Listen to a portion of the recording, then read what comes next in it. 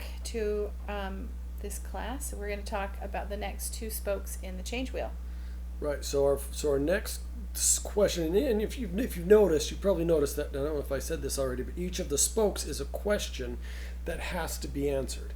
And each spoke has a specific answer, so it's not like you can just answer whatever you want. Each one has a specific answer. So the next spoke or next question that we have to ask ourselves is, who can help me change? And really quickly, I'm just going to point this out. The entire change wheel is the process of repentance, which means Jesus Christ is a part of the whole thing. So we're not going to say Jesus Christ in this particular one. We're not going to say God, because God is present through the entire process. But the people in our lives that can help us make the change that we're wanting to make. And really the answer is there are three people that you need to help you make the change. And they can be more than three people, but there are three roles that people in your life will take on in this process of change. And the first one is a supporter, right? So a supporter is somebody who supports your change. And their job is never to remind you of the change. Their job is never to, or their job also is not to forget that you're trying to change. So their job is to celebrate with you when you're successful and to mourn with you when you are unsuccessful. To me, that sounds like the fans on the sidelines when you're in a sports game. They're cheering you on. They're, sad when you miss a play, but they're the fans that don't get up and leave a half hour early because you're down by 40 points. And they don't shout at the umpire. No, and they don't shout at the umpire, but they're just well-behaved fans. So this is your supporter. That's that person that is just going to be there to comfort you. They're there with you all the time. They're never judgmental. They celebrate with you when you need to celebrate. They mourn with you when you're unsuccessful. So our next person that you need is a reminder. And the reminder and the supporter cannot be the same person. No, definitely not. And a reminder, their job is to remind you that you're making it, that you're trying to make a change. And so really the reminder is best, a reminder, depending on the change that you're making, a reminder can be somebody who is there with you most of the time. And when you're making a mistake, they can remind you.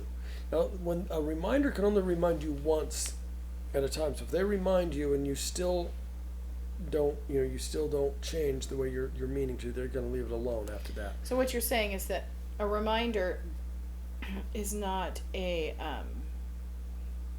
nag. Yeah, their job is not to make sure that you do the thing. No, they're just there to remind you that you're trying to do it. And if you don't have a reminder that's around you all the time, that's okay. You can find a reminder, and the reminder can be somebody who calls you or talks with you once or twice a week, and usually texts you. And usually what the reminder will do is the reminder's job is to ask you how you're doing, so that you have an opportunity to talk out how you feel like you're doing, and it gives you an opportunity for self-observation.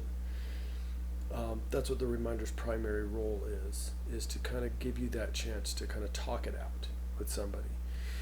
The last person that you need is an observer. And that person is not going to remind you how you're doing. And they're not going to ask you how you're doing. But you should go to them once or twice a month, usually, is what you want to go to an observer for, about once or twice a month. And you're going to ask them how you're doing. So they're going to give you their observation. The reminder is going to ask you for your observation. You're going to ask the observer for their observation.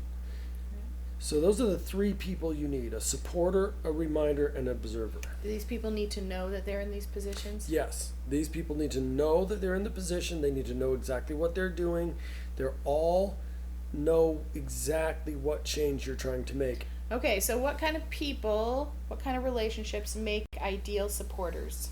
A spouse should be your supporter, and if you're a If you don't have- child, a parent, if you're a single adult, then the ideal person would be a sibling or best friend. Okay.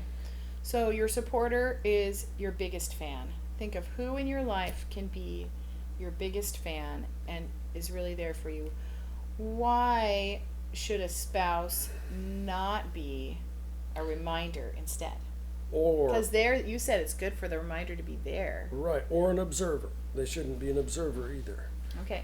Because a spouse should never be judgmental, and you're going to feel judged by your spouse if they keep reminding you of the change that you're trying to make. You think you feel more judged by your reminder the closer your relationship is to that Yes, reminder? definitely, and especially if it's your spouse. Nobody wants their spouse to tell them what to do. You know, even one time you asked me to help you with something because you were struggling with something, and I said I can't, and you said, but you help all your clients, and I said, but I tell them what to do, and I can't tell you what to do. And This is true. He can't tell me what to do. no, and it's not healthy for a spouse to be reminding you of the change that you're trying to make, nor is it healthy for them to be observing the change that you make in any kind of a critical way. That's why they can't be a reminder or an observer, because both of those roles are critical roles, whereas the supporter is never critical. Supporter. Now, if your spouse has a tendency to remind you of changes, then you might not want them to be your supporter, because if they may not be able to function in that role. Ideally, your spouse should be in that role. Okay, so a spouse makes an ideal supporter so long as you have a relationship that they are capable of being a non-critical fan. Right. If you don't have somebody in that position, how do you get somebody?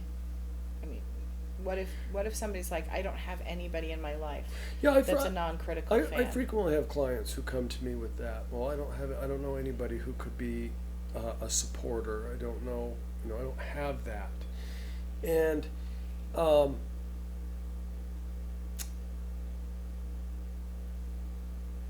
so what do you usually have them do? I have them go make a friend and not try to make the change until they've got a supporter, because it's almost impossible to make this kind of a change without a supporter, without somebody that's just there for you the whole time and just really on your side. And most people actually have somebody in their life that can do that for them. But they might need Sometimes to they strengthen have that to- friendship a little bit, or or they sometimes might they feel just have to- uncomfortable reaching out to that person. And Right. And sometimes they just need to think more in depth about who's in their life. So sometimes we'll do the spheres of influence to help them identify that person. And There's a separate class about the spheres of influence right. coming soon. Exactly. So sometimes we'll do that, which will help them to identify the people in their lives. So I mean, and that's the thing about all these classes. You're going to find that they all interact with each other. So we'll talk about one tool, and other tools will come in, and that's okay. Okay, so we've got a supporter down. Who makes an ideal reminder?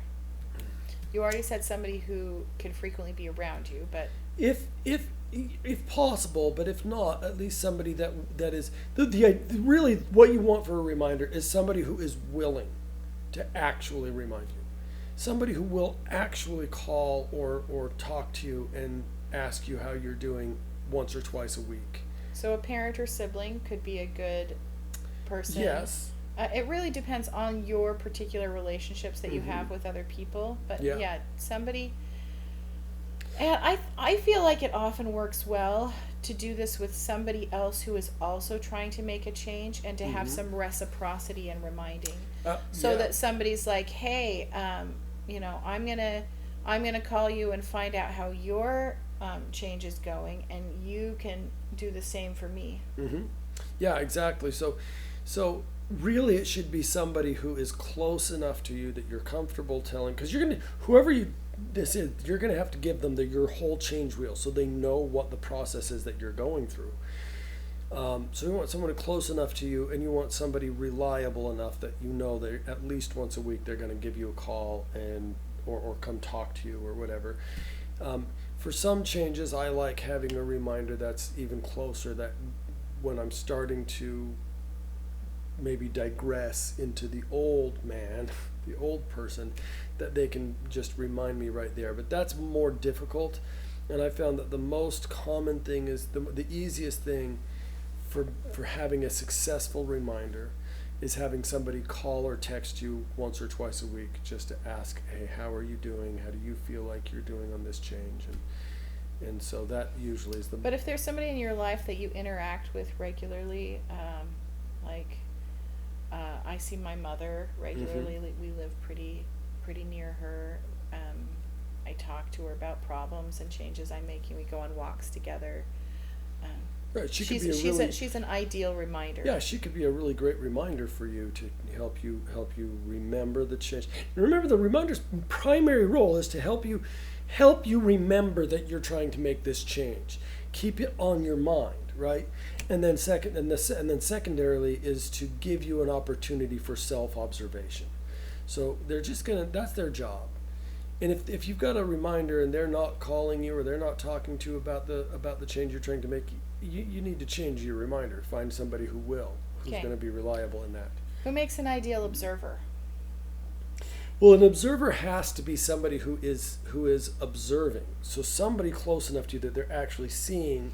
So they the can't changes. just call you because they have to interact with you. Yeah, they have to be somebody who actually sees what's going on. But they don't have to be interacting with you on a daily basis. In fact, if No. it's somebody who interacts with you a little less frequently, they might be more likely to notice change Mhm. than somebody who sees you from day to day. Yeah. So it ought to be somebody that you interact with on at least a monthly, probably a couple times a month basis, but not necessarily a daily basis. I actually think that oftentimes the reminder and the observer could be swapped because they really actually This type of people the that would type be good of for person one that would be good. right, and you just want to make sure that the main difference, like I say, is that the reminder is somebody who is reminding you of the change you're trying to make and asking you how you're doing, whereas And the observer is somebody that you're going to and asking them Yeah, how. so you're going to ask this observer, how does it seem like I'm doing? And they're going to give you feedback. Right. The reminder doesn't give feedback, they give, Reminders and questions. yeah. Whereas the observer gives. It's very tempting to say, hey, can you be my reminder and my observer? Since the same Yeah, kind of that's person is not there. good. You can't have two people taking on two roles. You mean one person I mean, taking on two one roles? person taking on two roles. It doesn't really work. Yeah. Because you can't. If you're the reminder, you really can't be the observer, because your job as a reminder is to listen And then to let go. and then let go. Your job as an observer is to watch and then to report on how that person is doing. So probably the observer needs to be somebody. And here's the main thing about the observer: they need to be honest, and they need to be brutally honest. And if they're not willing to do that, if they're color coding it or they're sugar coating it, trying to make it soft and easy, that's not the right person to have as an observer. You need somebody who's going to be really honest with you and be like, wow, this month you really did bad.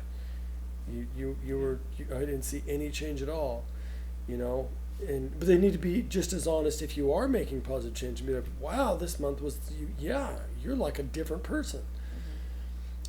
And so those are the. And you shouldn't be asking your observer for their feedback too often either.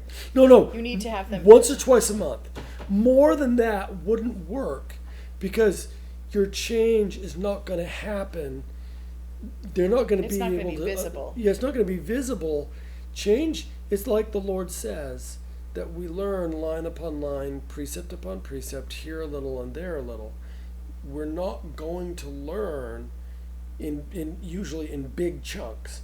And so if you're asking somebody every week, how am I doing? How am I doing? How am I doing?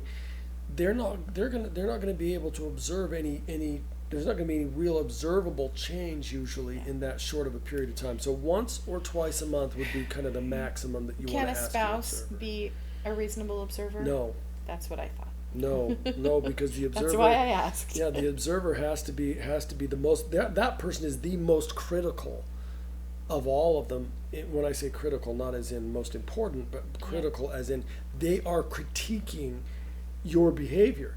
Your spouse should never be critiquing your behavior, and you should never be critiquing your spouse's behavior. And so there's. Why did you say that? Oh, just kidding. So Sorry. no, but it is important to know that you shouldn't be critiquing your spouse's behavior.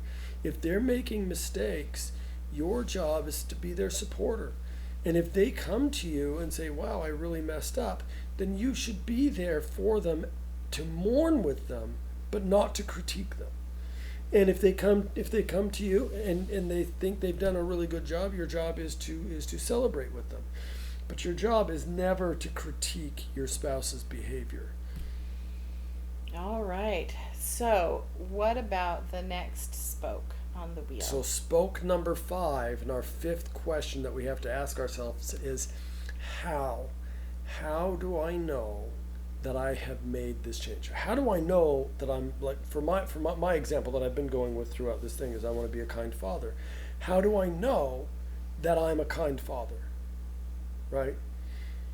So what's the answer? Do you remember the answer to this one? Oh, it has to do with the feedback that you get from other people And from yourself. and from yourself. Right. So really it goes back to the last question, right? You're asking your observer, so their report is going to tell you how you're doing. Your self-observation, your own report that you're giving to your reminder is going to tell you how you're doing. And then the third part is the unaware observer, the person who's unaware of the change you're trying to make. So I worked with a client for a while, and she was trying to, she was yelling at her kids a lot, and she wanted to kind of calm down and not be so, yell so much. Anyways, it was interesting because we went through the change wheel, and she felt like she was doing a good job with her self-report. And her observer was telling her, "Oh yeah, you're doing much better." But what really made her feel like she had actually changed was one day her mother and her brother were sitting with her, and they were talking. not in on her change. Yeah, they had no idea what she was specifically trying to do, and they both said, "Wow, you're really different than you used to be. You're so much kinder and quieter." And that was after that when she came in and talked to me that next week. She's like, "I've really changed. I'm different." And it's because the unaware observer sometimes... That's the most powerful experiences that people have, but you can't control them. You can't control them, and you can't rely on them. Yeah. Because they're not necessarily going to happen. But you can rely on your reminder and your self-report and your observer and their report. And those ones are actually the ones that you have to rely on. But it is nice when you have the unaware observer giving you their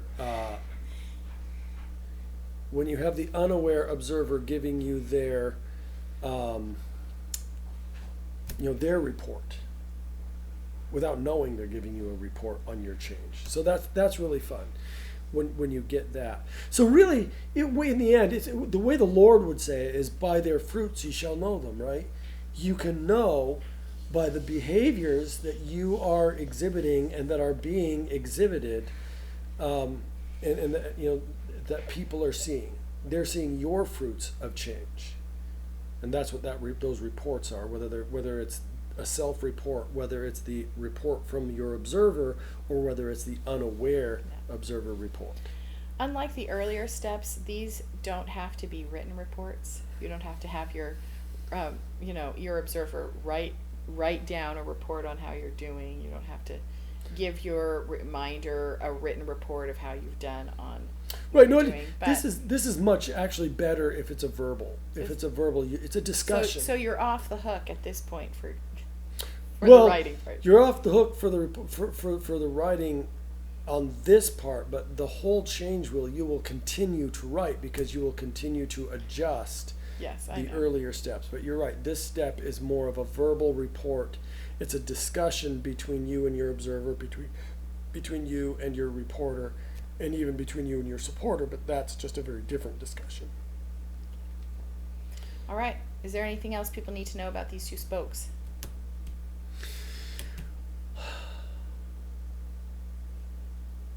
I don't think so. I think the main thing is remember that these all of these answers, even though there's a specific answer, just remember they're also flexible.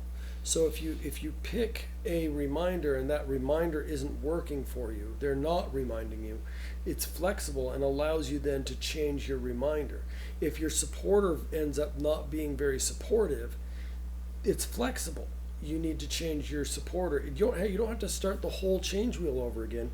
You just have to say every now and then you're going to come back to these questions and you're going to ask yourself, is this functioning for me the way it's meant to? And if not, then you're going to make some adjustments and some changes in that part. But so that's the only thing I would say that we need to add to it, and then we just need a homework assignment.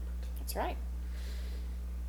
So what do you think the homework assignment should be? Now, of course, we're continuing to work on your change wheel. So it's possible when you get to this lecture part, you feel like you've already been starting to implement.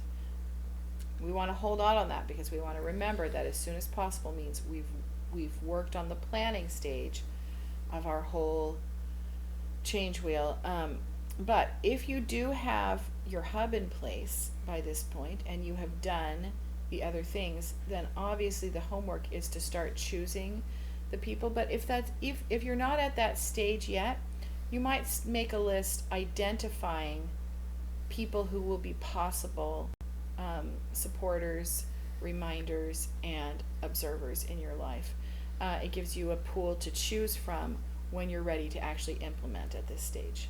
Yeah, I think that's a really good idea, and really think about who would actually be a good, who's the person. It's like we said, your spouse would be the ideal person to be a supporter, but that doesn't mean that your spouse is an ideal supporter. And so look at the people in your life and find out who is the most likely to actually support me, that not be critical of me at all, regardless of whether I'm totally failing or not. And who would be the most likely to actually be willing to be a reminder and help me to remember the change I'm trying to make, and who is the most likely to actually be honest with me about how well I'm doing in my change. So I think that's a great assignment. Okay. The next class will be the next lesson will be the final one in this class about the sixth spoke of the wheel and the rim.